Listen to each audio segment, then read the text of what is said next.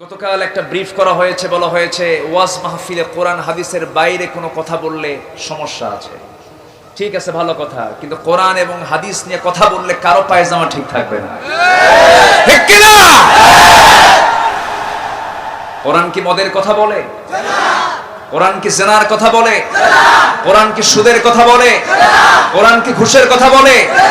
কোরআন কি রডের বদলে বাঁশ দিয়া ঢালাই দিতে বলে?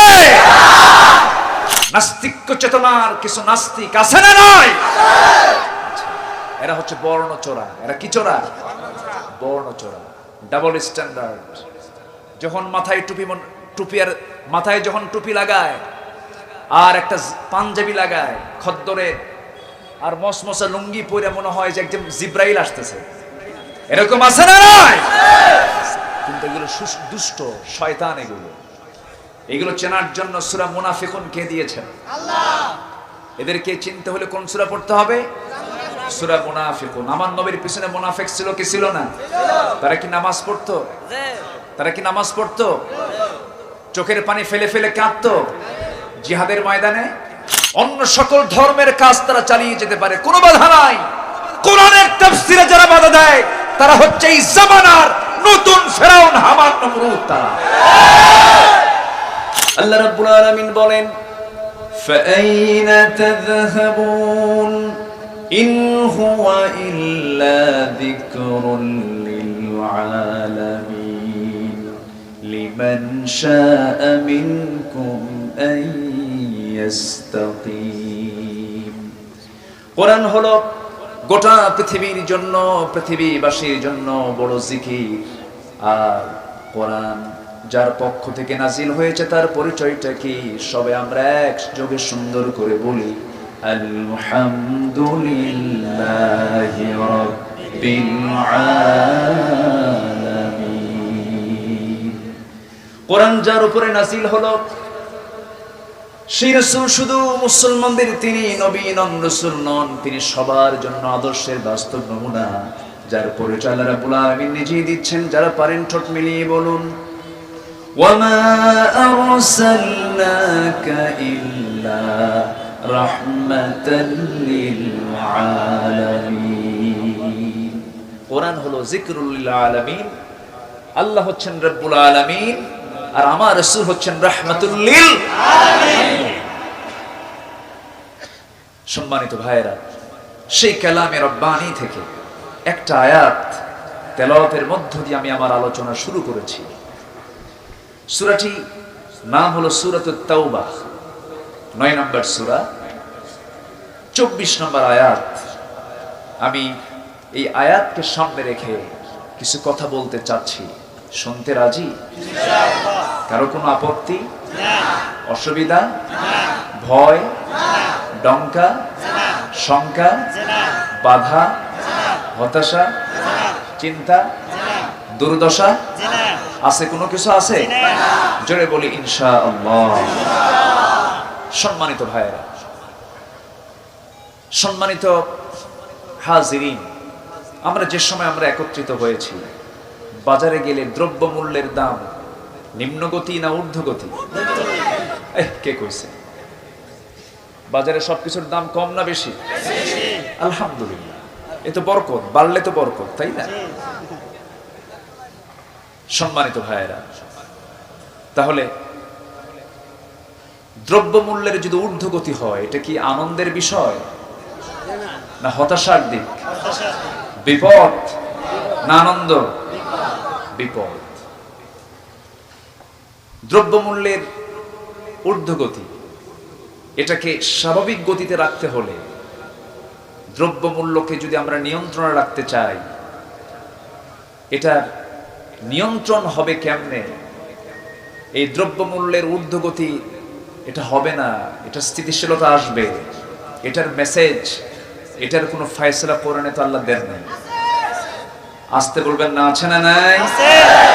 হয়তো বলবেন হুজুর তাহলে আপনি আবার ব্যবসার দিকে চলে গেলেন। এই সিস্টেমও কোরআনে আছে? অবশ্যই আছে। আছে না নাই? আছে। দ্রব্যমূল্যের ঊর্ধ্বগতি, সমাজে অস্থিতিশীলতা, সামাজিক অস্থিরতা,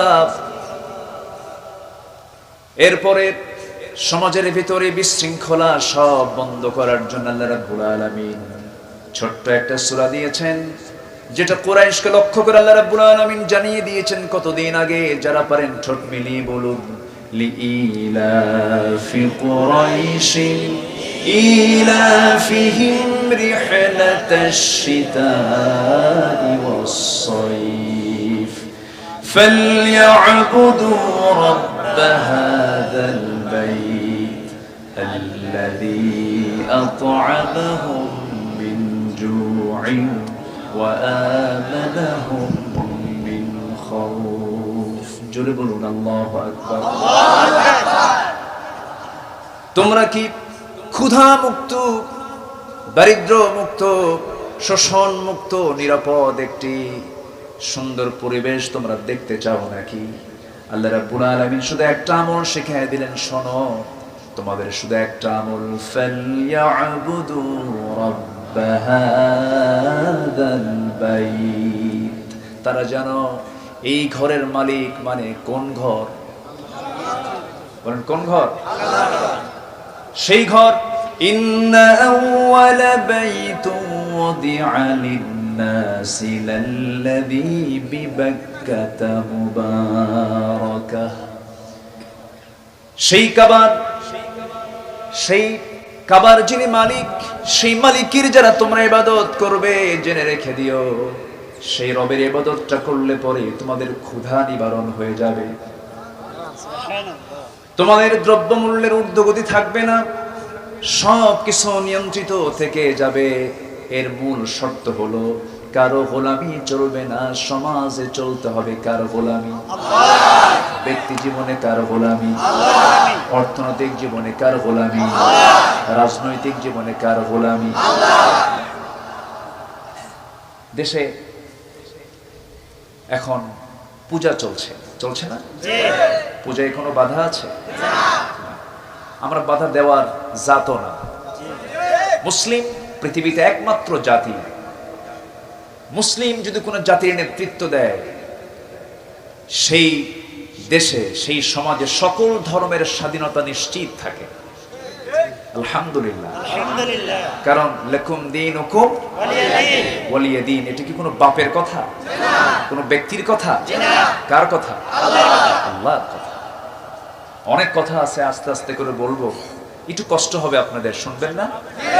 জোরে বলি ইনশাআল্লাহ।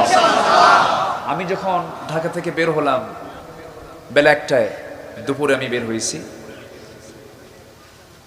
রাস্তা তো ফুরায় না, তো এই দিক দিয়ে ঢুকে ভাবলাম যে মাহফিলকে আজকে পাবো নাকি, রাস্তা তো শেষ হচ্ছে না।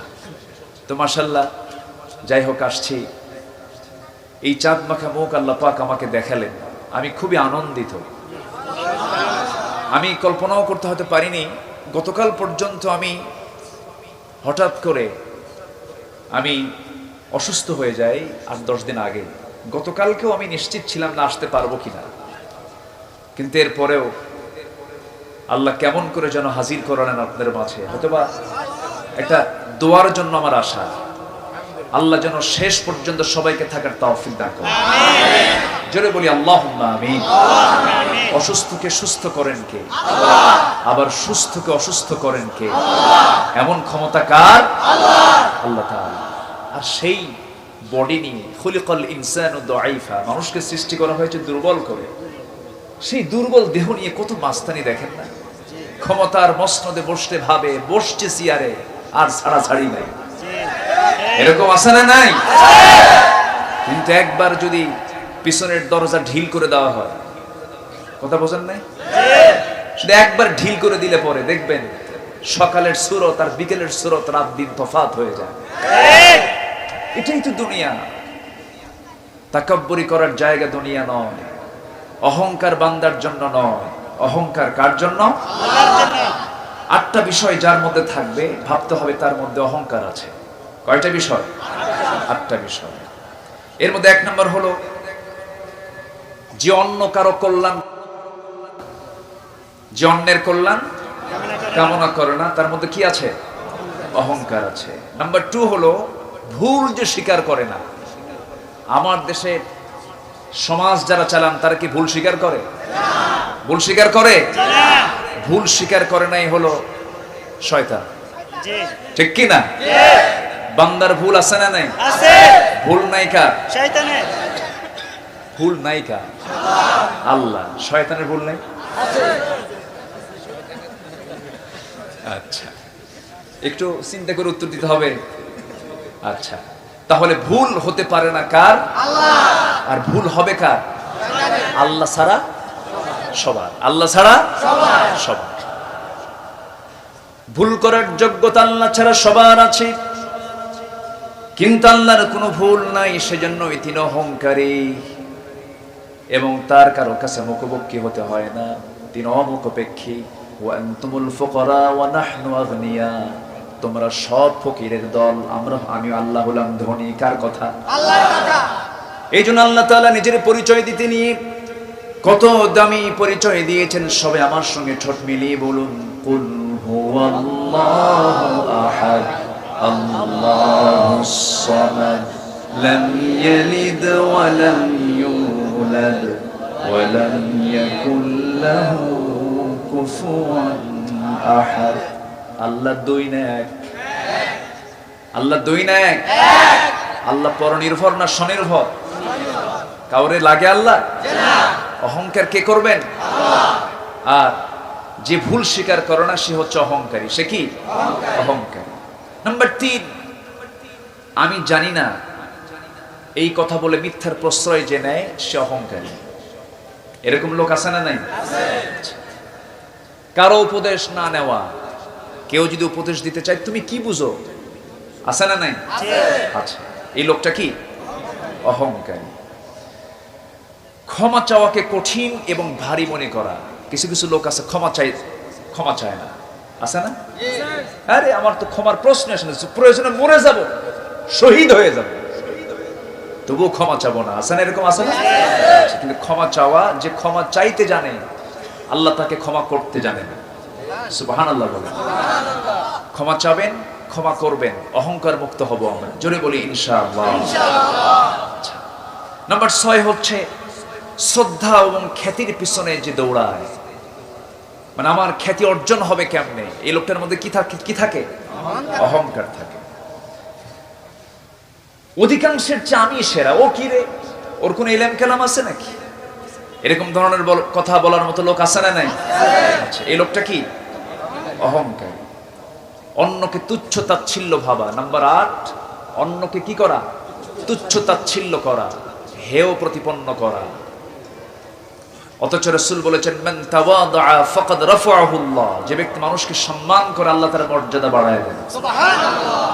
আপনি নিজে অন্যকে সম্মান করবেন, আল্লাহ আপনার সম্মান বাড়ায় দিবেন। তাহলে অহংকার এর আলামত যেগুলো, এগুলো আমাদের মধ্যে থাকা যাবে না, থাকা যাবে। আমার ভাইয়েরা, মন্দের মূল দিক হলো 3টা। নাম্বার 1 হলো হিংসা করা। হিংসুক লোকই গীবতকারী হয়। যার মধ্যে হিংসা কাজ করে তার মধ্যে গীবত কাজ করে। হিংসুক লোক সমাজে আছে না নাই? ক্বালা ইয়াকুম ফিল হাসাদ ফাইন্নাল হাসাদা ইয়াকুলুল হাসানাত কামা তাকুলুন নারাল হাতাব।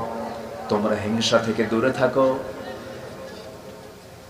আগুন যেমন কাঠখণ্ডকে পোড়ে ছারখার করে দেয়, তেমনি হিংসা সমস্ত নেক আমলকে পুরে ছারখার করে জাহান্নামের উপযোগী বানায় দেয়। হিংসা করা যাবে না।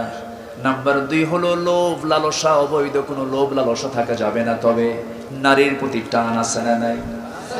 অনেকে চুপ করে আছেন, মনে টান নাই। টান নাই যার, সে হলো ফেরেশতা। যার টান নাই সে কি? ফেরেশতার কোনো টান আছে? মানুষের মধ্যে নারীর প্রতি আকাঙ্ক্ষা আছে না নাই? মেয়ে দেখলে তাকাতে ইচ্ছা হয় না? ইচ্ছা হয়, তাকান। এখন অনেকে চুপ করে আছে।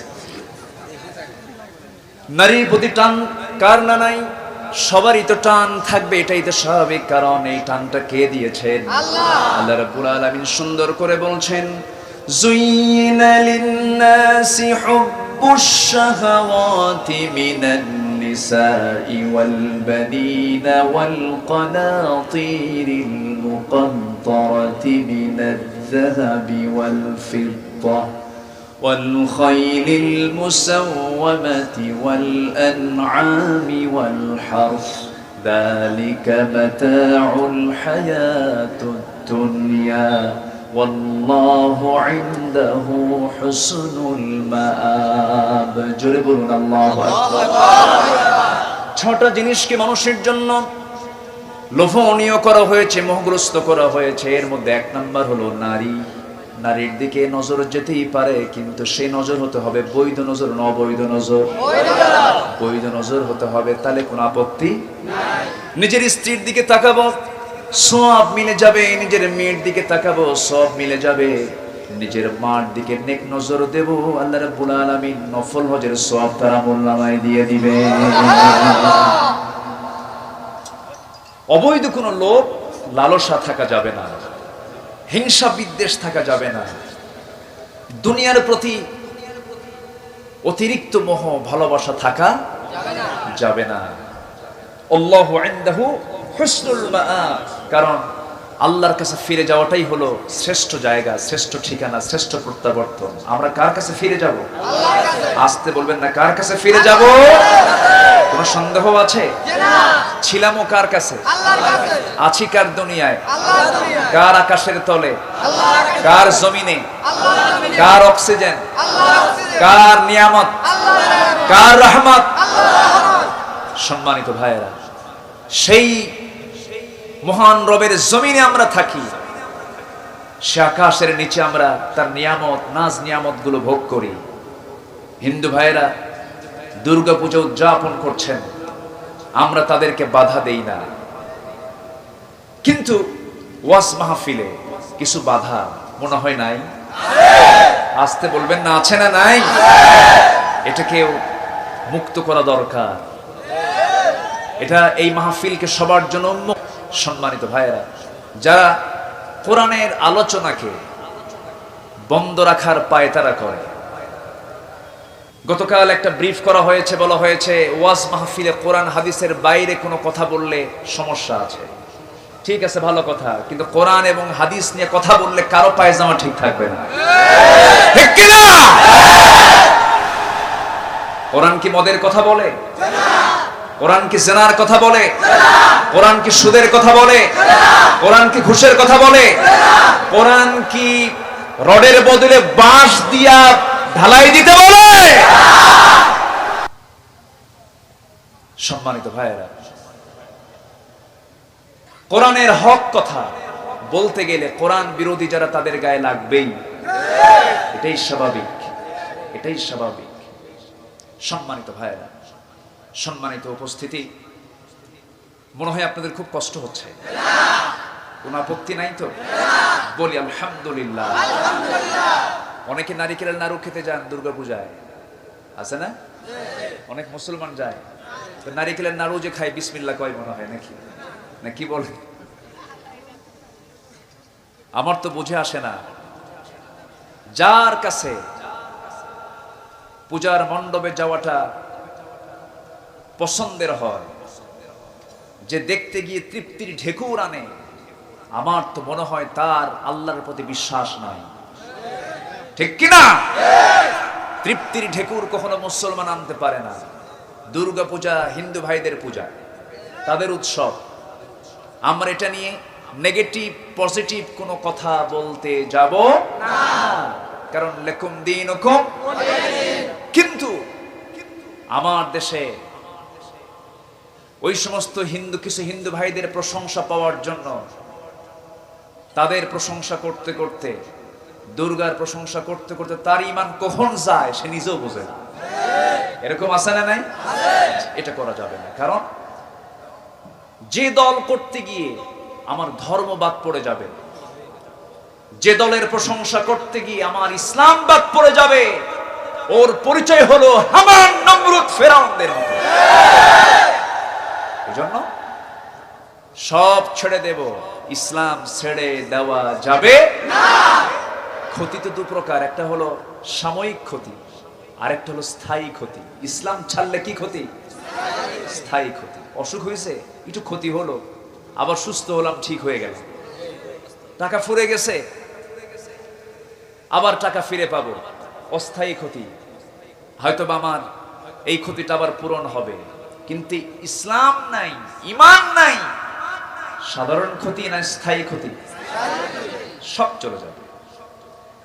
17 প্রকার অপকর্ম যার মধ্যে থাকবে সে দুনিয়া এবং আখিরাতে ক্ষতিগ্রস্ত হবে। কত প্রকার? 17 প্রকার। এই পর্যন্ত কি এক প্রকার বলেছি? একটাও বলিনি। তাহলে এখন চিন্তা করেন, ফজরও লাগতে পারে। শুনতে রাজি আছেন তো সবাই? জোরে বলি ইনশাআল্লাহ। ভয় পাবেন না, আমি ফজর লাগাবো না,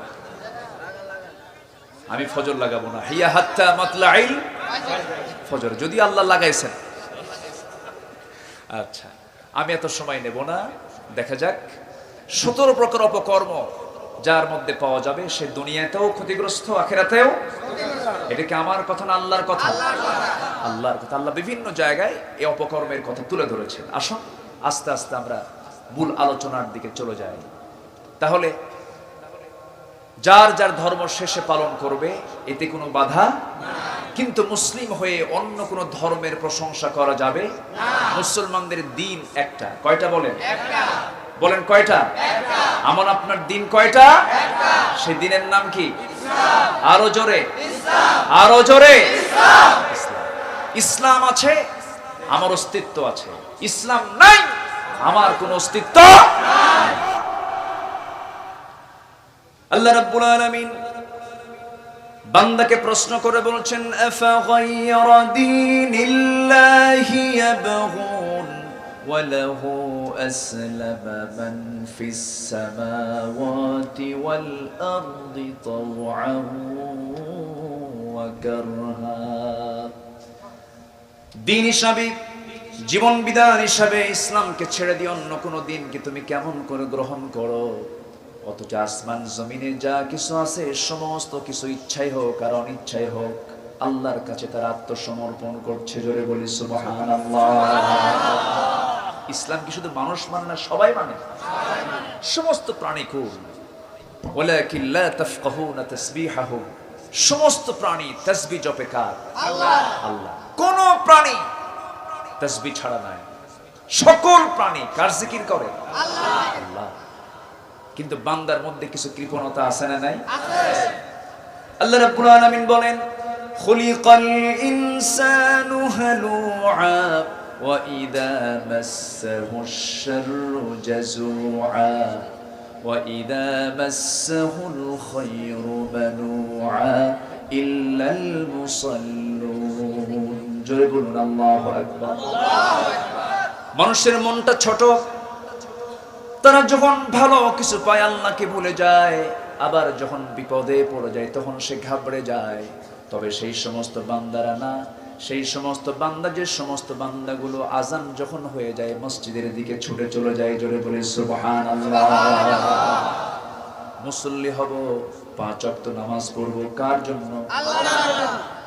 আমার ভাইয়েরা, আমার বন্ধুগণ, 17 প্রকারের অপকর্ম যার মধ্যে পাওয়া যাবে সে দুনিয়া এবং আখিরাতে ক্ষতিগ্রস্ত হয়ে যাবে। এর মধ্যে নাম্বার 1 হলো যারা আনুগত্যের দিকে অটল থাকবেন। আনুগত্য হবে কার? আল্লাহ। নাম্বার 2 হচ্ছে মুহাম্মদ সাল্লাল্লাহু আলাইহি ওয়াসাল্লাম। 17 প্রকার অপকর্মের ভিতরে 1 নম্বর অপকর্ম হলো যে ব্যক্তি আনুগত্যের ক্ষেত্রে অটল থাকবে না। আনুগত্যটা এমন একটা বিষয়ের নাম, ভালোবাসা এক বিষয়, আনুগত্য হয় আরেক বিষয়। ভালোবাসা আগে দরকার না আনুগত্য আগে দরকার? একটু চিন্তা করে বলতে হবে। ভালোবাসা আগে দরকার না আনুগত্য আগে দরকার? এখানে কথা বলা যাবে না, মেহেরবানি করে একটু সাইলেন্ট থাকেন। না দোয়া করে দেব? আচ্ছা, সম্মানিত ভাইয়েরা, কি এলাকার নাম কি? নল ডগি। মানে কি নল ডগি? নল তো বুঝি, নল, নল দিয়ে অনেক কিছুই হয়, বন্দুকের নলও তো আছে। আচ্ছা, কিন্তু ডগিটা কি?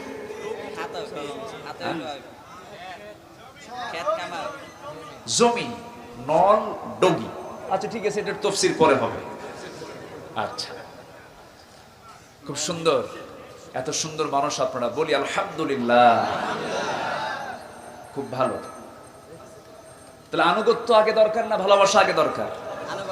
বলেন। আবু তালেবের ভিতরে আনুগত্য ছিল না ভালোবাসা ছিল? বলেন। আর আম্মা জান খাদিজার ভিতরে আনুগত্য ছিল, ভালোবাসাও ছিল। ভালোবাসা দিয়ে আবু তালেব কি জান্নাত পাইছে? আর আনুগত্য এবং ভালোবাসা দিয়ে খাদিজার জান্নাত আছে না নাই? তাহলে শুধুমাত্র ভালোবাসা দিয়া জান্নাত পাওয়া যাবে না। এই যে আসছে ঈদে মিলাদুন নবী, সিরাতুন নবী, কত কি চলছে আমার দেশে, আছে না নাই? ভালোবাসতে বাসতে পায়জামা নাই, এরকম আছে না নাই? এমন জিকির করে নবীর প্রেমে, বুঝলেন? জিকির করতে করতে সামনে মাইক নেই, মাইক আউট, জিকির করতে করতে পাগড়ি নাই, আছে না নাই? কত যে গজব আমার দেশে আছে, এগুলো তো রহমত না, এগুলো গজবের লক্ষণ, আছে না নাই? শুধু ভালোবাসা দিয়ে জান্নাত পাওয়া যাবে না। ইয়া নবী সালাম আলাইকা, গরম গরম জিলাপি, আছে না? এটার নাম ভালোবাসা নয়। তোমার কাছে মসজিদ ভালো লাগে না, তোমার কাছে মন্দির ভালো লাগে, তোমার কাছে মাদ্রাসা ভালো লাগে না, তোমার কাছে থিয়েটার গুলো ভালো লাগে। কবি আল্লামা ইকবাল আফসোস করে বলছেন, উনকো তহজীব নে হর বন্দে সে আজাদ কিয়া, লাকে কাবে সে সনম খানে মে আবাদ কিয়া। নব্য যুগের সভ্যতা মোহে কেটে ফেললি সব বাঁধন, মসজিদ ছেড়ে মন্দিরে গিয়া বাসা বেঁধেছ হায় এখন। মসজিদ তোমার ভালো লাগে না, মন্দির তোমার ভালো লাগে, এটা তোমার ইমানদারের লক্ষণ নয়, এগুলো হলো মুনাফিকের লক্ষণ।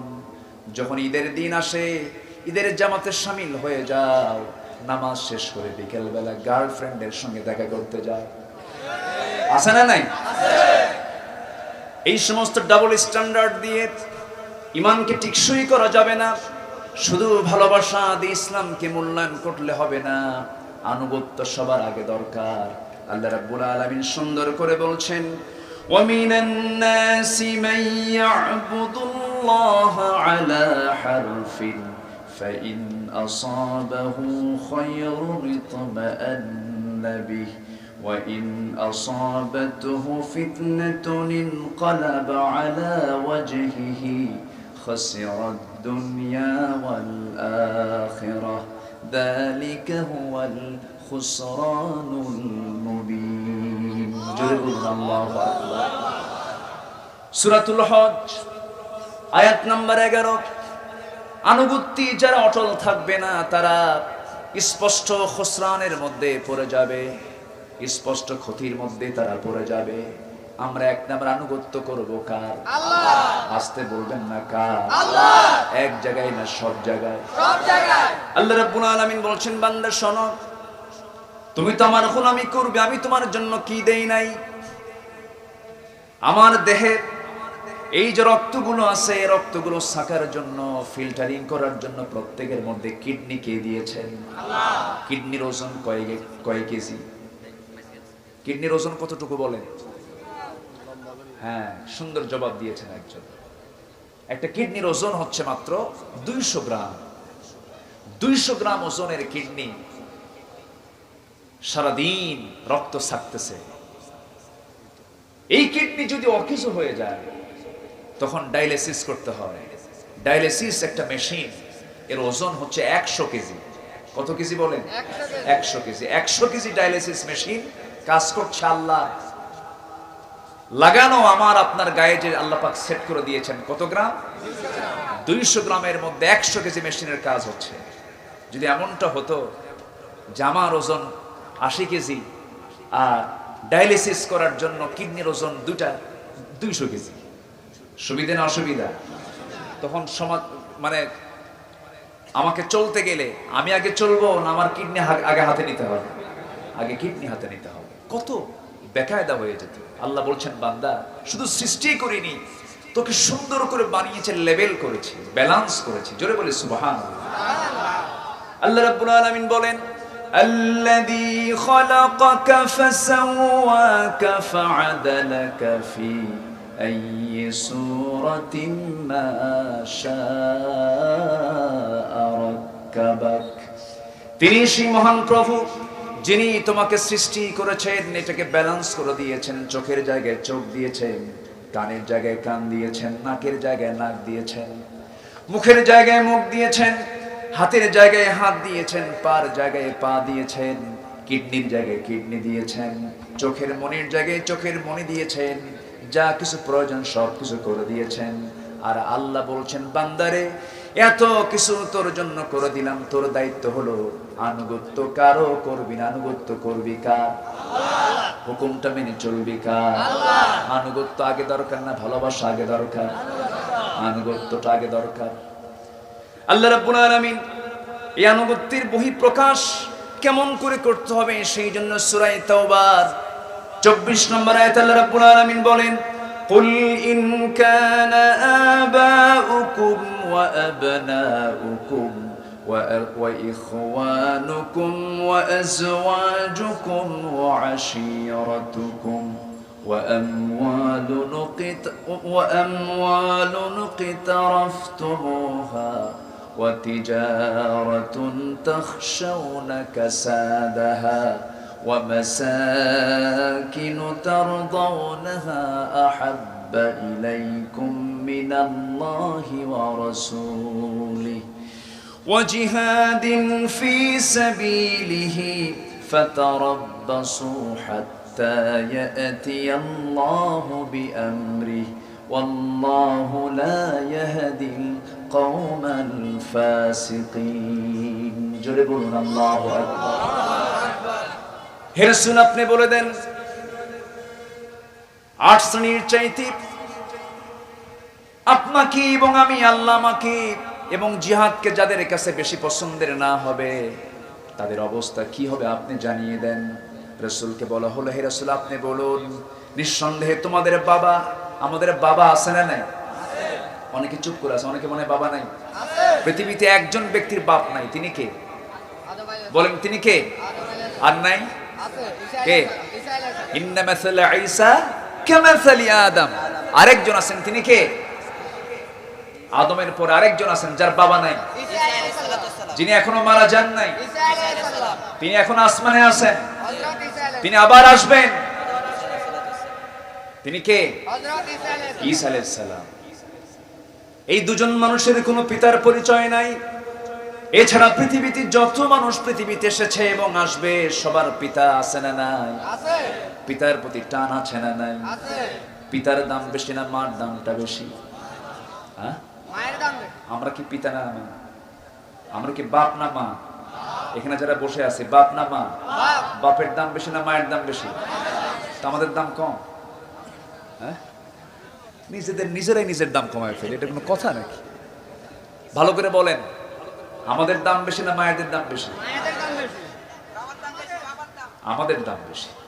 মায়েরা যা মনে করে করুক, আজকে উল্টো আওয়াজ হয়ে যাবে। আচ্ছা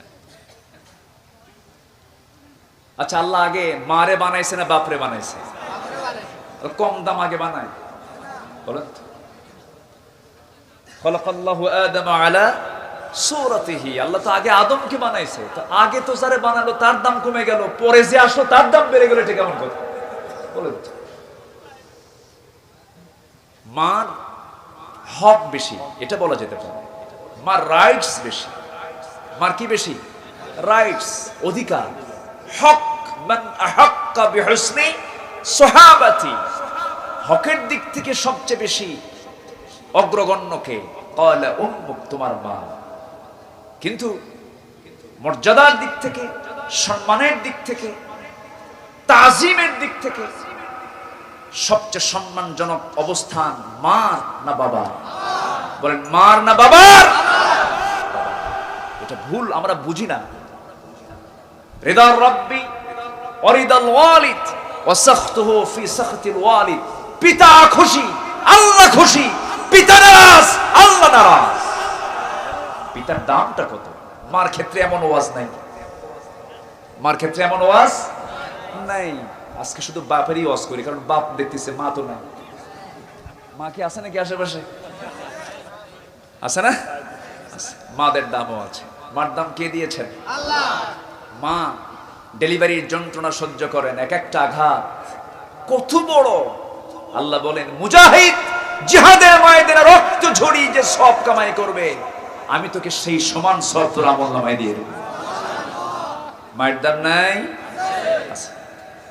আজকে তো এই সাবজেক্ট আমার না। আমি যে সাবজেক্ট নিয়ে কথা বলবো সেই সাবজেক্টে আজকে আমি শেষ করতে চাই। কয়টা অপকর্ম চলতেছে? কয় নাম্বার? 1 নাম্বার। এখনো আছে কয়টা? 16টা। চিন্তা করে যে উঠবে আপনার পাশে থেকে জোর করে ধরবেন, দেবেন বসায়া, যা আছে কপালে। জোরে বলি ইনশাআল্লাহ। তাহলে আমাদের বাপ সবার আছে না নাই? বাপের প্রতি টান। বাপ যেদিন মারা যায়, যাদের বাপ মারা গেছে, কি অনুভূতি! আল্লাহু আকবার।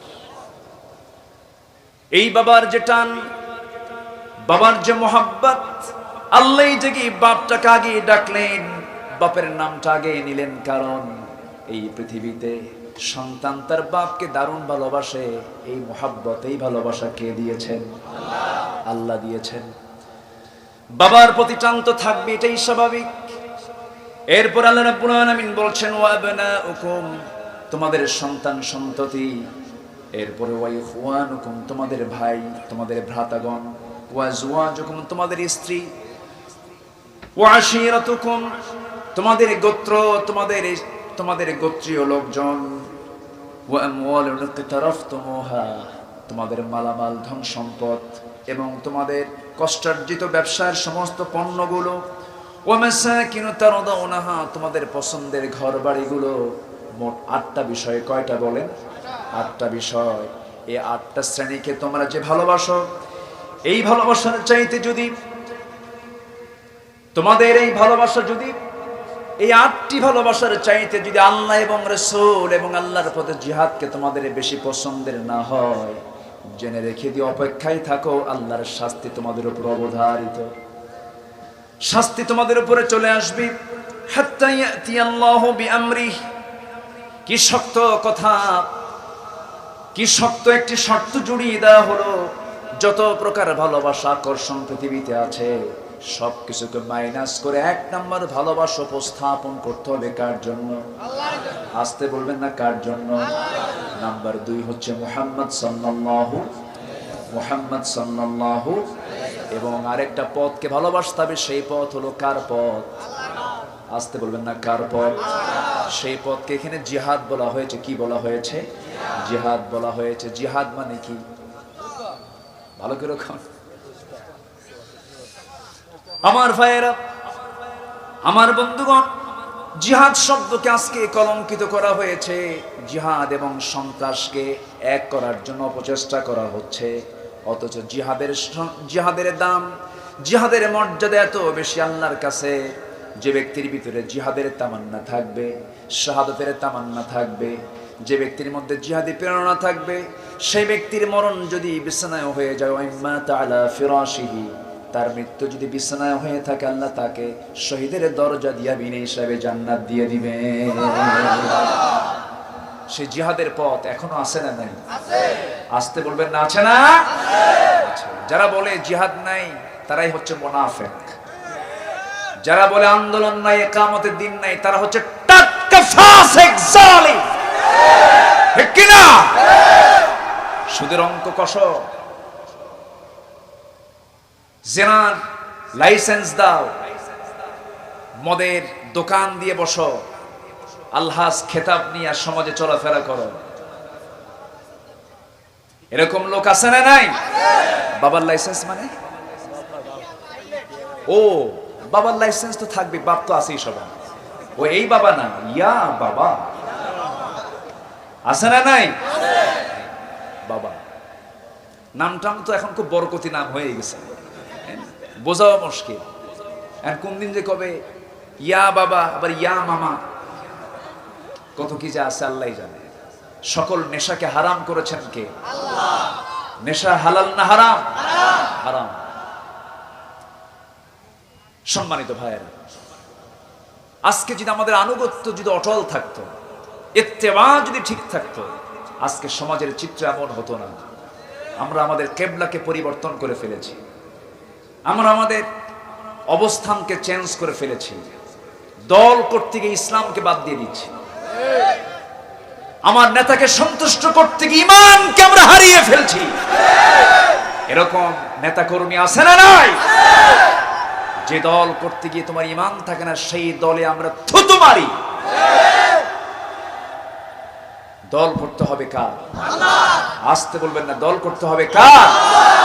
আল্লাহর দল করে যেতে হবে। আল্লাহর দল আছে না নাই?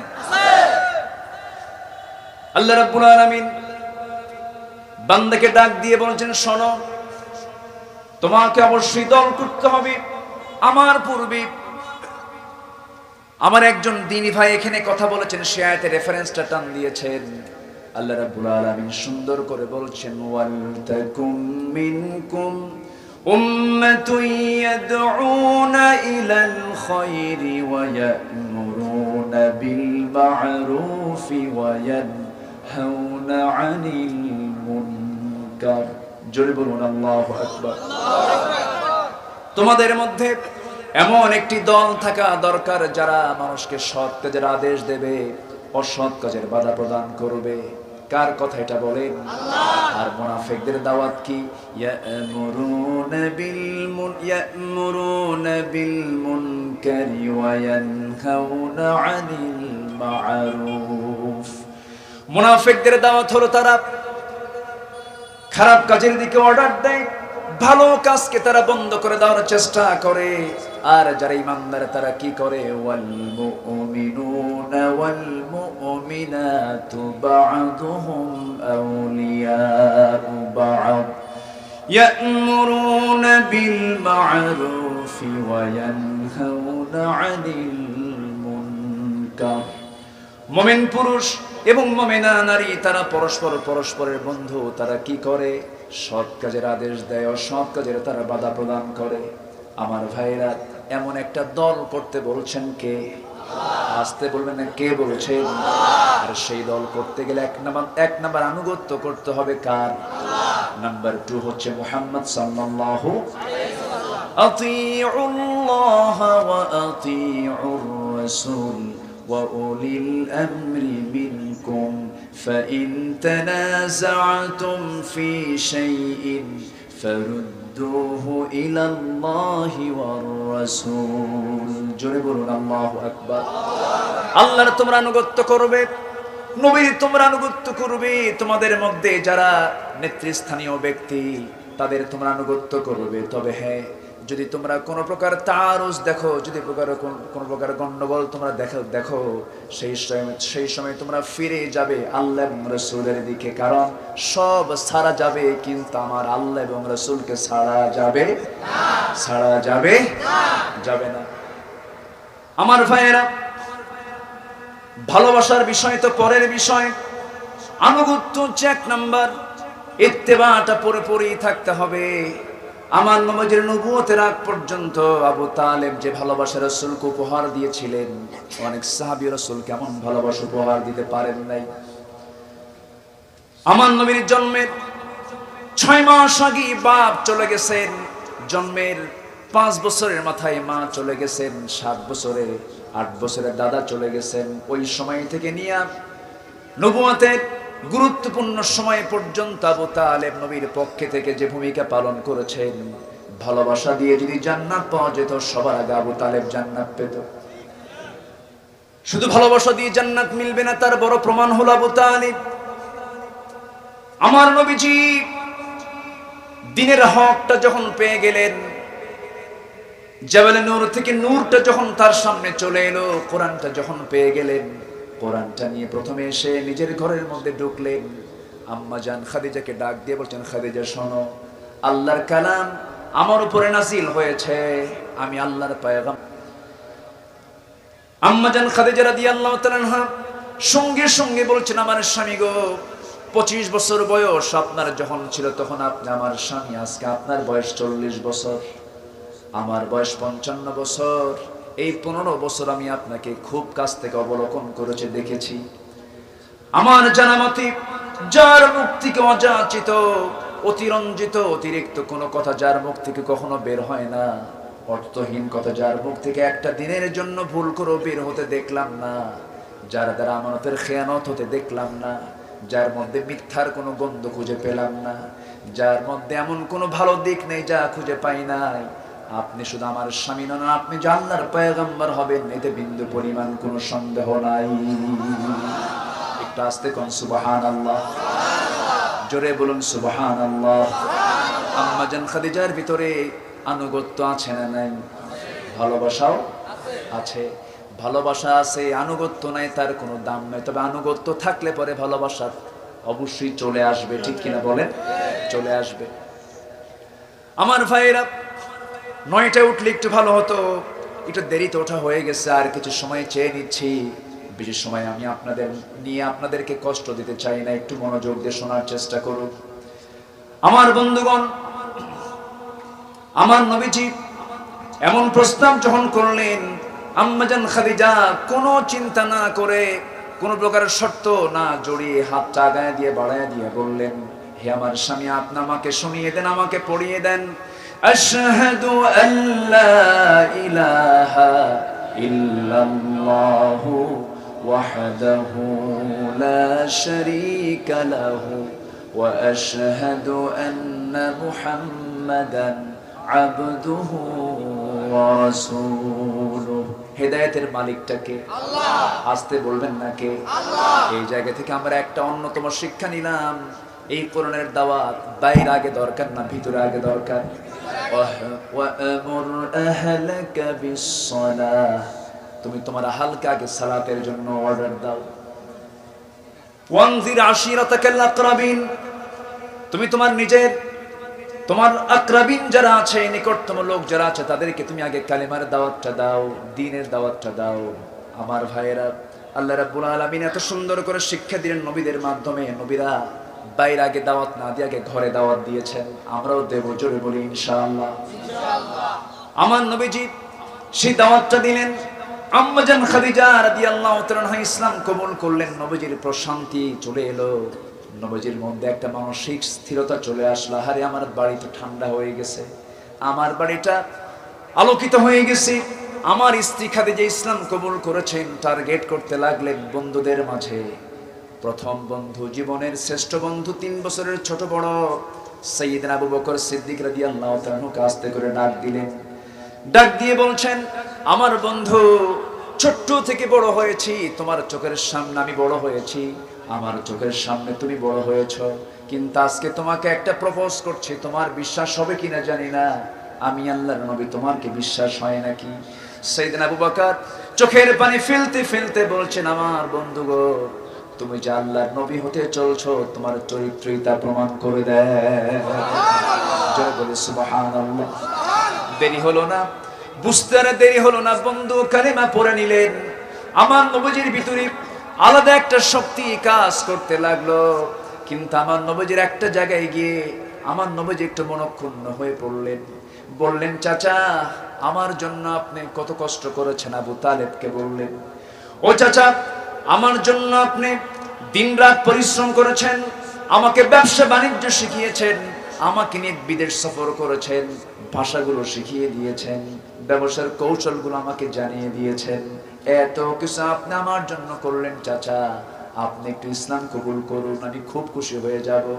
আবু তালেব সঙ্গে সঙ্গে মুস্কি হাসি মেরে বলে, ভাতিজা মুহাম্মদ, আমার কলিজার টুকরা সন্তান 2টা জাফরকে দিয়েছি তোর হাতে, আলীকে দিয়েছি তোর হাতে, এই 2টা আমার আদরের দুলালকে তোর হাতে তুলে দিয়েছে। আমার কালিমা পড়ার কি দরকার আছে? আমি জানি তুই সত্য, এই জন্য সন্তান 2টা তোর হাতে তুলে দিয়েছি।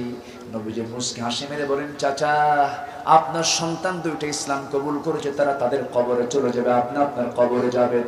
তাদের ইসলাম কবুল দিয়ে আপনার কোনো প্রকার কল্যাণ হবে না যতক্ষণ না পর্যন্ত আপনি আনুগত্য না করবেন। ভালোবাসা শুধু দিয়ে জান্নাত পাওয়া যাবে না। আপনাকে দিন মানতে হবে, আপনাকে ইসলামটাকে গ্রহণ করতে হবে। আবু তালেব মুস্কি হাসি মেরে আস্তে করে দরবার ছেড়ে চলে গেলেন।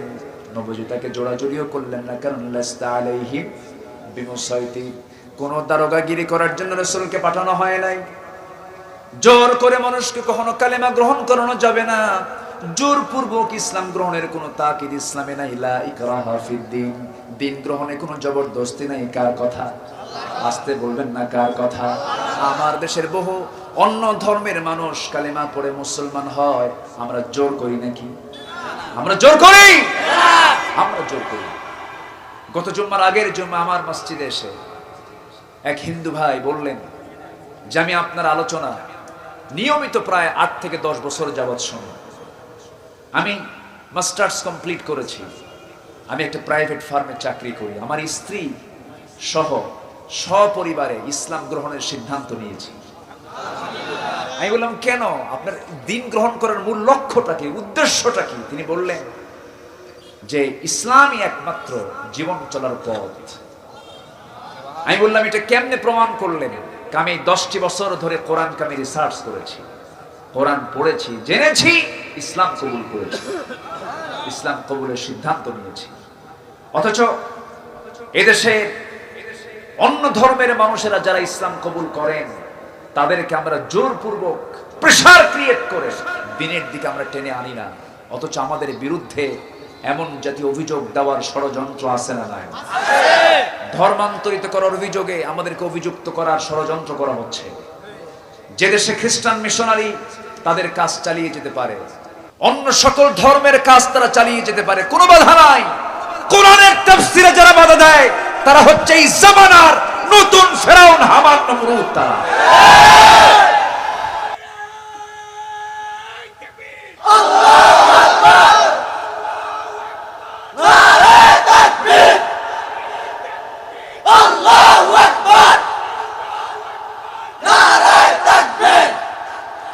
আল্লাহ তুমি সবাইকে বোঝার তৌফিক দিয়ে দাও। সম্মানিত ভাইয়েরা, আমার দেশের সকল ধর্মের স্বাধীনতা আছে না নাই? আসতে বলবেন না, আছে না নাই? আমরা কোন ধর্মকে গালি দেই? কোন মূর্তিকে গালি দেই? আমার আল্লাহকে গালি দেওয়ার কিছু কুলাঙ্গার আছে না নাই? আমার রাসূলকে নিয়ে ব্যঙ্গোক্তি করার মতো কিছু কুলাঙ্গার আছে না নাই?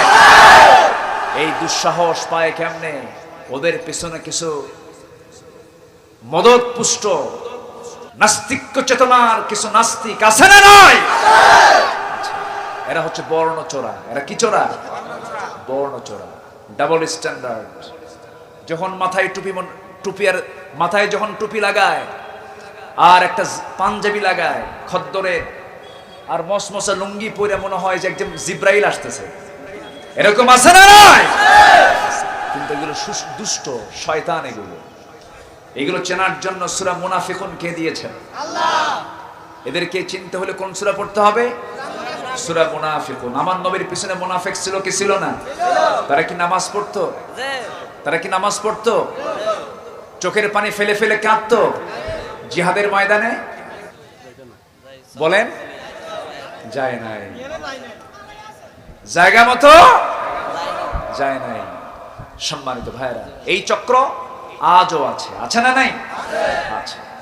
সম্মানিত ভাইরা, আম্মা জান খাদিজা ইসলাম কবুল করলেন, কিন্তু রাসূল দাওয়াত দিলেন যে চাচা আপনি একটাবার কালিমার স্বীকৃতি দিয়ে দেন, আর কিচ্ছু করতে হবে না।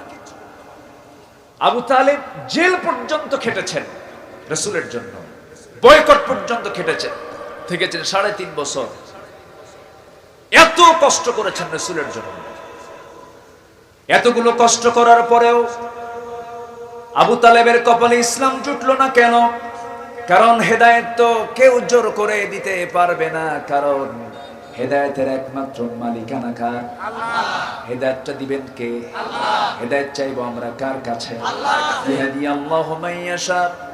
এবং আল্লাহর কাছে আমরা প্রতিনিয়ত নামাজের মধ্যে এই দোয়াটা করি, সবাই বলেন ইহদিনাস সিরাতাল মুস্তাকিম সিরাতাল্লাযীনা আন'আমতা আলাইহিম গায়রিল মাগদুবি আলাইহিম ওয়ালাদ-দাল্লিন। হে আল্লাহ, আমাদেরকে সরল সঠিক পথ দেখায় দাও। কার কাছে চাই আমরা? আল্লাহর কাছে চাই। আমার নবীজি হেদায়েত দিতে পারবেন না, তার বড় প্রমাণ আবু তালেব। আমার নবীজি যখন দেখতে পেলেন আবু তালেব মুমূর্ষু অবস্থায় কাতরাচ্ছেন, ঘরে তিনি শিওরে, তারা পাশে গিয়ে আস্তে করে রাসূল বসে পড়লেন। বসে পড়ে কাঁদতেছেন, কাঁদতে কাঁদতে বলছেন, চাচা একটাবার আপনি কালিমার স্বীকৃতি দিয়ে দেন, একটাবার আপনি দিন গ্রহণের স্বীকৃতি দিয়ে দেন। পুরো কালিমা বলতে হবে না, শুধু বলবেন লা ইলাহা ইল্লাল্লাহ, এতটুকুন বলবেন, আমি আপনার জন্য বেহেশতের জামিন হয়ে যাব। আবু তালেব বলবেন ভাব। এমন সময় আবু জাহেল, উতবা, শাইবা, মুগীরা সব কাট্টা কাফের সামনে হাজির। আমার নবীজি যখন বলতে নিলেন, সঙ্গে সঙ্গে আবু তালেব বলছে, মুহাম্মদ আমাকে জোরাজুরি করিও না, আমার বাপ দাদার ধর্ম ছেড়ে দিয়া আমি অন্য কোন ধর্মকে গ্রহণ করতে পারবো না। মুহাম্মদ আমাকে এই ব্যাপারে আর জোরাজুরি করতে যেও না। বাপ দাদার প্রতি টান আজকের সমাজেও কিছু লোকের আছে না নাই? আমার বাপও চোর, আমিও চোর, আছে না? আমার বাপ অমুক দল, আমিও অমুক দল। দিন গ্রহণ করতে গিয়ে সবচেয়ে একটা বড় বাধাও কিন্তু এই বাধা, পারিবারিক বাধা, বংশের বাধা। এই সমস্ত বাধাকে সম্পূর্ণ ডিঙ্গিয়ে আনুগত্য করতে হবে কার? আল্লাহর আনুগত্য করতে হবে। আবু তালেব এই কথা বলা মাত্রই নবীজি, সেই সময় হাদিস এসেছে, নবীজি তার মাথা থেকে পা পর্যন্ত তার বরকতি হাত ছুঁয়ে দিলেন এবং বললেন, চাচা একটাবার কালিমার স্বীকৃতি দিয়ে দেন। শেষ পর্যন্ত যখন অস্বীকৃতি চলে আসলো, আল্লাহর পক্ষ থেকে আয়াত নাযিল হলো, হে রাসূল আপনি যাকে ভালোবাসবেন আপনি তাকে হেদায়েত দিতে পারবেন না, কারণ হেদায়েতের চাবি কার হাতে? আল্লাহর হাতে। আবু তালেব দুনিয়া থেকে বিদায় নিল। জাহান্নামীদের ভিতরে সবচেয়ে কম শাস্তি যার হবে সে হলো আবু তালেব। কিন্তু যখন তাকে প্রশ্ন করা হবে, আবু তালেব এই জাহান্নামীদের মধ্যে সবচেয়ে কার শাস্তি বেশি দেওয়া হচ্ছে? আবু তালেব বলবে, আমাকেই সবচেয়ে বেশি দেওয়া হচ্ছে। জাহান্নামের দুইটা জুতা তার পায়ে পরিধান করে দেওয়া হবে, সেই গরমে তার ব্রেন পর্যন্ত টকবক করতে থাকবে।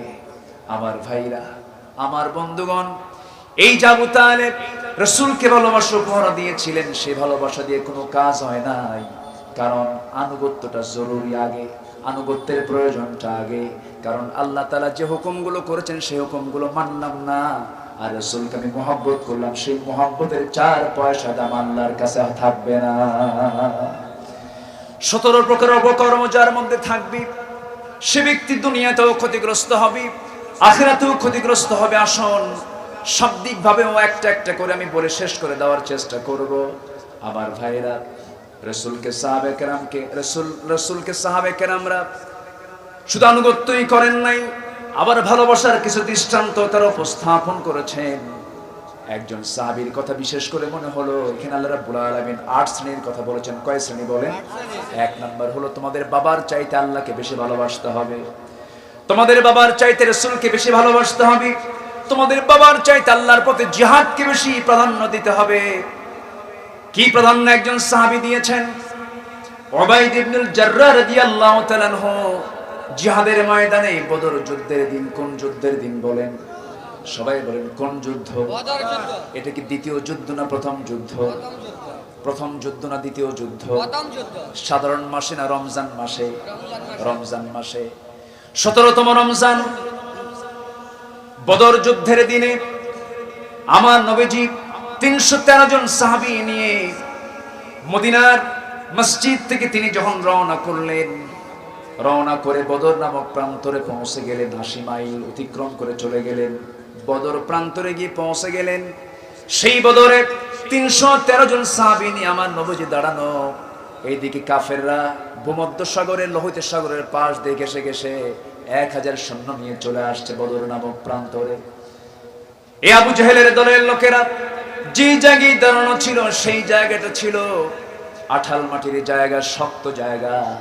আর আমার নবীজি সাহাবে কেরামকে নিয়ে যে স্থানে দাঁড়ানো ছিলেন, সেই জায়গাটা ছিল বালুর জায়গা, বালুর পাহাড়। আমি আমার নিজের চোখে দেখেছি। সেই বদর নামক প্রান্তরে 14 জন সাহাবীর কবর আমি দেখে এসেছি। নিজের সচক্ষে আল্লাহ পাক আমাকে দেখার তৌফিক দান করেছেন। আমার ভাইয়েরা, ইতিহাস এগুলো বড় সাক্ষী হয়ে আছে। এই সমস্ত রক্ত না ঝরলে আজকে আমরা এই দিনটা পেতাম না। আমার ভাইয়েরা, আমার বন্ধুগণ, সেই বদর নামক প্রান্তরে আমার নবীজি 313 জন সাহাবী নিয়ে যখন উপস্থিত হলেন, সাহাবীরা বললেন, ইয়া রাসূলুল্লাহ, না খাওয়া আমরা রোজা 16টা রেখেছি, 17তম রমজানের দিনে আমরা রোজা কি করব? রাসূল বললেন, শোনো, আজকে সবচেয়ে বড় ফরজ হলো জিহাদ। সবচেয়ে বড় ফরজ কি? সেই দিনের জন্য রোজা আগে দরকার না জিহাদ আগে দরকার? জিহাদটা আগে দরকার। রোজা তোমরা ভেঙে ফেলে দাও। ভেঙে ফেলে দেওয়া হলো। সাহাবীরা রোজা ভেঙে ফেললেন, শক্তি সঞ্চয় করলেন। শক্তি সঞ্চয় করে জিহাদের প্রান্তরে 313 জন সাহাবী নিয়ে রাসূল দাঁড়ানো। সাহাবীরা বলছেন, ইয়া রাসূলুল্লাহ, আমরা যুদ্ধ করতে আসছি আল্লাহর পথে, কিন্তু আমরা লক্ষ্য করছি আমাদের পা বালুর ভিতরে ডেবে যায়, আমরা হাঁটতে পারছি না, আমাদের কোমরে কোনো শক্তি আমাদের কাজ করছে না। মেহেরবানি করে আপনি আমাদের জন্য একটু দোয়া করে দেন, যেন আমাদের কদমটা মজবুত হয়ে যায়। রব্বানা আফরিগ আলাইনা সাবরা ওয়া সাব্বিত আকদামানা ফানসুরনা আলাল কওমিল কাফিরিন। আমার ভাইরা, এই যখন আবদার নবীর কাছে করা হলো, রাসূল হাত একটু উঁচু করলেন, ওয়ালাকাদ নাসারাকুমুল্লাহু বিবাদরিন ওয়া আনতুম আযিল্লাহ। আল্লাহর পক্ষ থেকে নুসরাত চলে এলো, আল্লাহর পক্ষ থেকে সাহায্য নাযিল হয়ে গেল। কাতারে কাতারে ফেরেশতারা রব্বুল আলামিন নাযিল করে দিলেন। হাত একটু উঁচু করলেন, আসমানের দিকে তাকালেন, আকাশে এক খণ্ড মেঘ জমা হয়ে গেল, বৃষ্টি নাযিল হতে লাগলো। বৃষ্টি যখন নাযিল হলো, সাহাবে কেরামের গোসলটা হয়ে গেল, এবং বালুর জায়গায় পানি পড়লে পরে বালুটা নরম হয় না শক্ত হয়? শক্ত হয়ে গেল। শক্ত বালুর মাটিটা শক্ত মাটিতে রূপ নিয়ে নিল। সাহাবে কেরামদের কদমটা মজবুত হয়ে গেল পদব্রজে। কোন কোন সাহাবী তরবারি না পায়া খেজুর গাছের ডাল হাতে নিয়েছে। অস্ত্র নাই, ভোতা অস্ত্র নিয়া না খাওয়া সাহাবী, যাদের পরিবার নাই, সন্তানাদি সবগুলো এদিক সেদিক ছোট কে কোথায় চলে গেছে, কেউ নাই। মুহাজির সাহাবীরা বউ ছেড়ে চলে আসছেন মদিনায়। জিহাদের ময়দানে আবার যুদ্ধ করতে এসে দেখে কারো বাপ সামনে, কারো ভাই সামনে, কারো চাচার সামনে, কারো বাপ সামনে, কারো ছেলের সামনে। আবু বকর সিদ্দিক রাদিয়াল্লাহু আনহু যুদ্ধ করতে গেছেন, তার ছেলে বাবার বিরুদ্ধে যুদ্ধ করতে শামিল হয়ে গেছে। যুদ্ধের পর একদিন ছেলে বলে, বাবা, যুদ্ধের ময়দানে আমি তোমাকে দেখতে পেয়েছিলাম, কিন্তু বাপ মনে করে ছাড় দিয়েছি। আবু বকর সিদ্দিক রাদিয়াল্লাহু আনহু বলেন, ও আমার কলিজার টুকরা সন্তান, তুই হতে পারিস। কুল ইন কানা আবাউকুম ওয়া আবনাউকুম, আমার সন্তান তুই হতে পারিস, কিন্তু আমি যদি বদর নামক প্রান্তরে তোকে যদি দেখতে পেতাম একটা বারের মতো, এক আঘাতেই তোরে আমি দুনিয়া থেকে বিদায় করে দিতাম। আমার ভাইয়েরা, উবাইদ ইবনুল জাররাহ রাদিয়াল্লাহু তাআলা আনহু ওই জিহাদের প্রান্তরে যুদ্ধ করতে নিয়ে দেখতে পেলেন নিজের জন্মদানকারী পিতার সামনে হাজির। বদর যুদ্ধ মানে জামাই শ্বশুরের যুদ্ধ, বদর যুদ্ধ মানে ভাই ভাই যুদ্ধ, বদর যুদ্ধ মানে বাপ বেটার যুদ্ধ, বদর যুদ্ধ মানে রক্ত রক্তের যুদ্ধ। বদর প্রান্তরে যে যেদিকে তাকায় সাহাবীরা মুহাজিররা দেখতে পায় আমার ভাই আসছে যুদ্ধ করতে আমাদের বিরুদ্ধে। আল্লাহ তাআলা তো এই আয়াত এমনি নাযিল করেন নাই, কুল ইন কানা আবাউকুম ওয়া আবনাউকুম ওয়া আজওয়াজুকুম ওয়া আশীরাতুকুম ওয়া আমওয়ালুন ইকতারাফতুমুহা ওয়া তিজারাতুন তাখশাউনা কাসাদাহা ওয়া মাসাকিন তারদাউনাহা আহাব্বা ইলাইকুম মিনাল্লাহি ওয়া রাসূলিহি ওয়া জিহাদিন ফি সাবিলিহি। জোরে বলি আল্লাহু আকবার। আমার ভাইয়েরা, উবাইদার কথা মনে হয়ে গেল। হযরত উবাইদ ইবনুল জাররাহ রাদিয়াল্লাহু তাআলা আনহু যুদ্ধের ময়দানে তিনি দাঁড়িয়ে আছেন। এমন সময় দেখতে পেলেন তার বাপ সামনে তরবারি নিয়ে দাঁড়ানো। তিনি ভাবলেন, আমার জন্মদানকারী পিতা, আমি তাকে কেমন করে হিট করে আঘাত করি। আমার বাবার প্রতি টান, আপনার বাবার প্রতি টান, সবার টান আছে না নাই? আসতে বলবেন না, আছে না নাই? কিন্তু সেই টান কখনো আল্লাহর টানের চাইতে বেশি হওয়া যাবে না, নবীর চাইতে বেশি হওয়া যাবে না, যাবে না, কখনোই যাবে না। উবাইদা তার বাস্তব প্রমাণ। বাপ তার সন্তানকে দেখে ফেললো, সন্তান তার বাপকে দেখে ফেললেন। উবাইদা যখন তার বাপ জাররাহকে দেখতে পেলেন, তরবারিটা গুটায়া নিলেন, না, আমার বাপকে কেমন করে আমি আঘাত করি, আহারে আমার বাবার কোলে আমি মানুষ হয়েছি। তরবারি গুটায়া নিয়া যখন ব্যাক করে আসতেছিলেন, মনে মনে চিন্তা করলেন, আহারে আমার জন্মদানকারী পিতা মনে করে আজকে আমি আমার বাপকে আঘাত করছি না, কিন্তু আমি কি ভুলে গেলাম নাকি এই লোকটা আমার নবীর বিরুদ্ধে যুদ্ধ করতে আসছে, আমার আল্লাহর বিরুদ্ধে যুদ্ধ করতে আসছে, জিহাদের বিরুদ্ধে তাগুতের পক্ষ অবলম্বন করে সে যুদ্ধ করতে আসছে। আমি যদি আজকে আমার জন্মদানকারী পিতা মনে করে আজকে আমি তাকে যদি ছেড়ে দেই, কিয়ামতের ময়দানে আল্লাহ আমাকে মুনাফিকের কাতারে দাঁড় করাবেন। এই চিন্তা মাথায় নিয়ে এই সমস্ত আয়াতগুলোকে সামনে রেখে চক্ষু বন্ধ করে আবার তরবারি কোষমুক্ত করলেন। তরবারি কোষমুক্ত করে চক্ষু বন্ধ করে বাবার গর্দান যদি তরবারি হাঁকায়া দিলেন, এক আঘাতে মস্তকটা ছিটকে পড়ে গেল। সন্তানের হাতে বাপ মস্তক ছিটকে পড়ে গেল, দেহ একদিকে পড়লো, মস্তক আর একদিকে পড়লো। দুনিয়া থেকে বাপকে দুনিয়া থেকে চিরতরে বিদায় করে বুঝাইয়া দিলেন, আমি আমার বাপকে আজকে দুনিয়া থেকে বিদায় করি নাই, আমার বাপকে নয় শিরকের প্রতীককে দুনিয়া থেকে বিদায় করে বুঝাইয়া দিলাম। ও দুনিয়ার মুসলমানেরা, পৃথিবীর সকল ভালোবাসার চাইতে আল্লাহর ভালোবাসা, নবীর ভালোবাসা সব চাইতে বেশি বড়। আল্লাহর প্রতি জিহাদের মর্যাদা সবচেয়ে বেশি। এই প্রমাণ করলেন। বাপ দুনিয়া থেকে বিদায় নিল, বদর প্রান্তরে 14 জন সাহাবী দুনিয়া থেকে বিদায় নিলেন। এর মধ্যে যুদ্ধ যখন শেষ হয়ে গেছে, সবার মুখে হাসির ঝিলিক দেখা দিল, মুসলমানদের প্রথম বিজয়টা চলে আসলো। এমন সময় সবার মুখে আনন্দের ঝিলিক, কিন্তু উবাইদার মুখে কোনো হাসি নাই। রাসূল জানতে পারলেন উবাইদার বাপ দুনিয়া থেকে বিদায় নিয়েছে। রাসূল বললেন, ও সাহাবীরা, আমার উবাইদা প্রিয় সাহাবী, তার বাপকে তোমরা কারা আঘাত করে দুনিয়া থেকে বিদায় করে দিয়েছো? এটা কষ্টকর কাজ করেছো, এটা ঠিক হয় নাই। এমন সময় সাহাবীরা বললেন, ইয়া রাসূলুল্লাহ, উবাইদার বাপকে আমরা কেউ আঘাত করি নাই, উবাইদার বাপকে উবাইদা নিজে হাতে দুনিয়া থেকে বিদায় করে দিয়েছে। আমার নবীজি করলেন কি, হাত দুইটা আগায়া দিয়ে বলছেন, উবাইদা আমার বুকের মধ্যে চলে আয় রে। আজকে তুই তোর জীবনে যে ভূমিকা পালন করেছিস, আজকে যে তুই দিনের জন্য যে উৎসর্গ করেছিস, আল্লাহর 8টা জান্নাত তোর জন্য অপেক্ষা করতেছে। জোরে বলি সুবহানাল্লাহ, আরো জোরে বলি সুবহানাল্লাহ। এই উবাইদা ইবনুল জাররাহ, উহুদ তার ভূমিকা কম নয়। উহুদের ময়দানে, যুদ্ধের ময়দানে, এই কণ্ঠকাকীর্ণ উহুদের প্রান্তরে মাত্র 1 বছর পর বদর পাড়ি দেওয়ার মাত্র 1 বছর পার না হতেই উহুদের ময়দান যখন চলে এলো, সে উহুদের প্রান্তরের সমস্ত কাফেরদের টার্গেট ছিল একজন ব্যক্তি, মুহাম্মদ সাল্লাল্লাহু আলাইহি ওয়াসাল্লাম। রাসূলকে তারা দুনিয়া থেকে নিশ্চিহ্ন করার জন্য মাস্টার প্ল্যান হাতে নিয়ে চতুর্দিক থেকে ঘেরাও করে রাসূলকে যখন আঘাত করতে লাগলো, পাথর মারা শুরু করে দিল। নবীজির মাথার ভিতরে লোহার হেলমেট ঢুকে গেল, গালের মধ্যে শিরস্থানের লোহা ঢুকে গেল। আরেকটা আঘাত মুখ বরাবর করলো, সামনের 2টি দাঁত পড়ে গেল। নবীজি মুখ থুবড়ে জমিনে পড়ে গেলেন।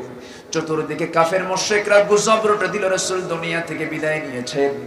এমন কথা যখন চতুর্দিকে ছড়িয়ে পড়লো, সাহাবাদের ভিতরে কান্নার রোল পড়ে গেল। নবীজিকে সেই জায়গা থেকে আস্তে করে হযরত আলী কোলের মধ্যে তুলে নিয়ে উহুদের প্রান্তরে এক জায়গায় আস্তে করে সেই জায়গায় শোয়া রাখলেন। উবাইদা ইবনুল জাররাহ দৌড় মেরে নবীর পাশে গিয়ে বসলেন। বসে দেখেন আমার নবীজির কপালের মধ্যে লোহা ঢুকে আছে, গালের মধ্যে লোহা ঢুকে আছে, সামনের 2টা দাঁত ভেঙে গেছে।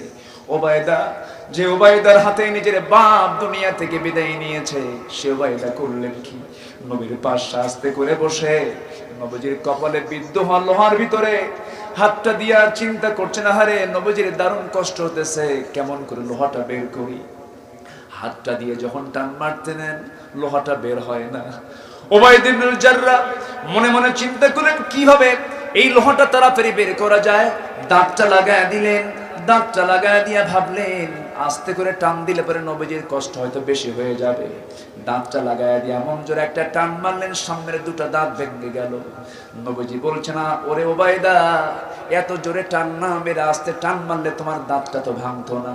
উবাইদা বলছেন, ইয়া রাসূলুল্লাহ, আমার 2টা দাঁত কেন, আপনাকে মহব্বত করতে গিয়ে আমার কলিজাটা ছিঁড়ে দিলেও আমার বিন্দু পরিমাণ কোনো কষ্ট হবে না। সুবহানাল্লাহ, জোরে বলি সুবহানাল্লাহ, সুবহানাল্লাহ। সেই নবীজির জন্মের মাস কোন মাস বলেন? আমরা কোন মাসে আছি? কোন মাসে আছি আমরা? তার প্রতি আনুগত্যের দরকার আছে না নাই? তার প্রতি ভালোবাসার প্রয়োজন আছে না নাই? বাবার চাইতে বেশি, সন্তানের চাইতে বেশি, ভাইয়ের চাইতে বেশি, স্ত্রীর চাইতে বেশি, সম্পদের চাইতে বেশি, বাসাবাড়ির চাইতে বেশি, বেশি ভালোবাসা উপহার দিতে হবে। আল্লাহ তুমি সবাইকে আমল করার তৌফিক দিয়ে দাও, আমিন। জোরে বলি আমিন, আমিন। আরো জোরে আমিন, আমিন। সম্মানিত হাজিরিন, কষ্ট পাচ্ছেন? জি না। কোন আপত্তি? কোনো অসুবিধা? আলোচনা চলুক, কোনো সমস্যা নেই? বলি ইনশাআল্লাহ, জোরে বলি ইনশাআল্লাহ। আমরা কি এশার নামাজ পড়েছি? পড়েছি, জি বলেন আলহামদুলিল্লাহ। ফজর পড়া হবে সত্যি ইনশাআল্লাহ? ফজর পড়বেন কারা? একটু হাত তুলে দেখেন দেখি, ফজর কারা কারা পড়বেন, তাহলে বুঝবো যে ওয়াজটা কিছু কাজে লাগছে। হ্যাঁ, ফজরটা কারা কারা পড়বে? বলি ইয়া আল্লাহ আমাদেরকে 5 ওয়াক্ত সালাত জামাতের সাথে আদায় করার তৌফিক তুমি আল্লাহ দিয়ে দাও। জোরে বলি আমিন, আরো জোরে আমিন। আপনারা কষ্ট পেয়ে গেলেন মনে হয়। নামাজ পড়লে কার উপকার? আল্লাহর উপকার। লাভটা কার? আর খুশি হবেন কে? আল্লাহ। বেজার হবে কে? শয়তান। আমরা শয়তানকে বেজার করব, আল্লাহকে খুশি করব। হকটা আদায় করব কার? আল্লাহ। নামাজ কার হক? আল্লাহ। নামাজ কার হক? আল্লাহর হক।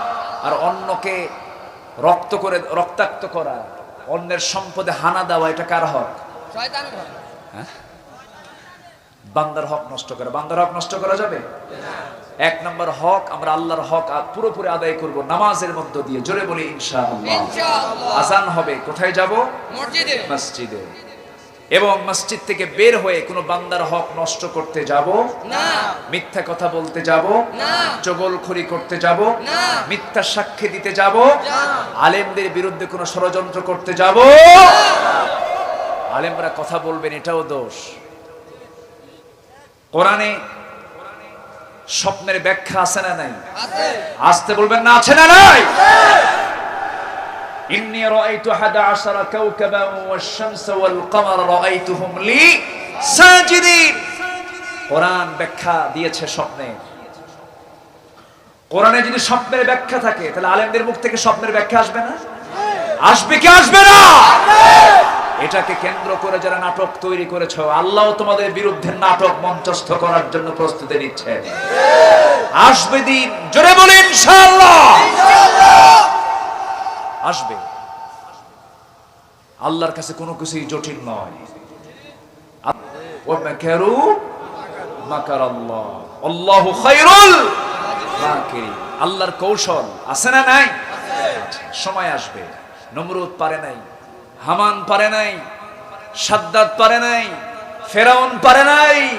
আজকের পৃথিবীর 90 ফেরাউনরাও পারবে না, পারবে না, পারবে না। শুধু দরকার খালিদ বিন ওয়ালিদের মতো সেই মজবুত শক্তিশালী ঈমান। আমরা সেই ঈমান আনতে চাই। জোরে বলি ইনশাআল্লাহ। মুনাফিকের কোনো গন্ধ আমরা নিজের জীবনে আনবো না। জোরে বলি ইনশাআল্লাহ। মারা যারা আছেন, আজকের মাহফিল অনেক মা আমার আলোচনা শুনছেন, মাদেরকে আমি উদাত্ত আহ্বান জানাবো। অপসংস্কৃতির এই অপসংস্কৃতির আগ্রাসনে আজকের মেয়েরা অনেকেই ধ্বংসের দ্বার প্রান্তে। মা, আপনাকে বাঁচতে হবে, জাহান্নাম থেকে আপনাকে নিজেকে রক্ষা করতে হবে। জাহান্নামে পুরুষ বেশি না মহিলা বেশি? বলেন, পুরুষ বেশি না মহিলা বেশি? কিন্তু দায়িত্ব আল্লাহ পাক পুরুষকে বেশি দিয়েছেন না নারীকে বেশি দিয়েছেন? বলেন, পুরুষকে দায়িত্ব বেশি দেওয়া হলো। দায়িত্ব কম পাওয়ার পরেও মেয়েরা জাহান্নামে কম না বেশি? কেন, কি জন্য? এর অন্যতম কারণ যদি আমরা খুঁজে বের করতে যাই, এর অন্যতম কারণ হচ্ছে মেয়েদের সমাজে আজকে 1 নাম্বার যে কাজটা সবচাইতে কম, সেটা হচ্ছে মেয়েরা তাদের নিজের সতীত্বের তারা হেফাজত করতে পারছে না। পর্দার দরকার আছে না নাই? শুধু বোরকা পড়লেই হবে না, পারিবারিক শাসনের দরকার আছে না? মোবাইলের নিয়ন্ত্রণ দরকার আছে না নাই? আছে। এই সমস্ত বিষয়গুলো আমরা অবশ্যই পারিবারিকভাবে শিক্ষা দেওয়ার চেষ্টা করব। জোরে বলি ইনশাআল্লাহ। 7টা বদগুণ যার মধ্যে থাকবে, যে নারীর মধ্যে থাকবে, সেই নারীর অবস্থান হবে ইহুদি নারীদের মতো। ইহুদি নারীরা জান্নাতি না জাহান্নামী? জাহান্নামী। ইহুদি নারীদের বৈশিষ্ট্য হচ্ছে 1 নাম্বার আন্নানা, অর্থাৎ বেশি বেশি চাই। এরকম কিছু মহিলা আছে না নাই? এটা দাও, এটা দাও, এটা দাও। এটা লক্ষ্মীপুরে নাই? লক্ষ্মীপুরে আছে? এই ফরিদা আপনারটাও এরকম নাকি? আচ্ছা আচ্ছা। নাম্বার 2 হলো স্বামীকে সকল ক্ষেত্রে খোঁটা দেয়, আছে না নাই? আছে। খোঁটা দেওয়া আছে। এটা কি মুসলিম নারীর স্বভাব না ইহুদি নারীর স্বভাব? ইহুদি নারীর স্বভাব। নাম্বার 3 হচ্ছে হান্নানা, স্বামীর খেদমত না করা, উল্টা স্বামীকে দিয়ে খেদমত করায় নেয়, আছে না নাই? আছে। এরকম মহিলার সংখ্যা এখন কম না বেশি? বেশি। খাদিজা নবীজির বয়সে, খাদিজা ছোট না বড়? কিন্তু খাদিজার খেদমত রাসূলের জন্য কম না বেশি? বেশি। সম্পদ দিয়ে, অর্থ দিয়ে, কত কি দিয়া। আচ্ছা, এই জাতীয় স্বভাব যার মধ্যে থাকবে তাদের হাসর নাসর হবে হলো ইহুদি নারীর সাথে। নাম্বার 4 হলো কিছু কিছু মহিলা আছে বলে তুমি আমারে চিনো, স্বামীর এরকম আছে না, তুমি আমারে চিনো, তোমার চেহারার দিকে তাকায় দেখো তো, দেখো তো তোমার সঙ্গে যে আমার বিয়ে হয়েছে তো তোমার 14 গোষ্ঠীর কপাল। এরকম খোঁটা মারা মহিলা বাংলার জমিনে নাই? আছে। এই সমস্ত মহিলাদের হাসর হবে ইহুদি নারীর সাথে। জোরে বলি নাউজুবিল্লাহ। নাউজুবিল্লাহ। এরপর স্বামীর পছন্দের গুরুত্ব না দেওয়া, স্বামী যেটা পছন্দ করে তোমার এটা পছন্দ হলো নাকি, এরকম আছে না? আছে। আচ্ছা, এটা উচিত না, এটাও ইহুদি নারীদের স্বভাব। নাম্বার 6 হলো স্বামীকে হারাম ইনকামে বাধ্য করা, আছে না? আছে। অমুকের বাড়িতে এত কিছু থাকে, তোমার কিছুই নাই, যাও কামাই যেমন কইরে হোক করে নিয়ে আসো, আছে না? আছে। এই জাতীয় স্বভাব মুসলিম নারী না ইহুদি নারী? ইহুদি নারী। ইহুদি নারী। নাম্বার 7 হলো যে মহিলা, যে স্ত্রী মাঝে মাঝে স্বামীকে ধইরা মারে। এটা লক্ষ্মীপুরে নাই? আছে। লক্ষ্মীপুরেও আছে। আছে। কাম সারছে মোটামুটি, সবই তো গুণ পাইলাম এই এলাকায়। তো এই 7টা বদগুণ, এটা কি মুসলিমা নারী না ইহুদি নারী? ইহুদি নারী। এই 7টা বদগুণ থেকে আল্লাহ পাক এই এলাকার মাদেরকে হেফাজত করুন। আমিন। জোরে বলি আল্লাহুম্মা আমিন। আল্লাহুম্মা আমিন। সুবহানাকাল্লাহুম্মা আশহাদু আল্লা ইলাহা ইল্লা আনতা আস্তাগফিরুকা ওয়া আতুবু ইলাইক।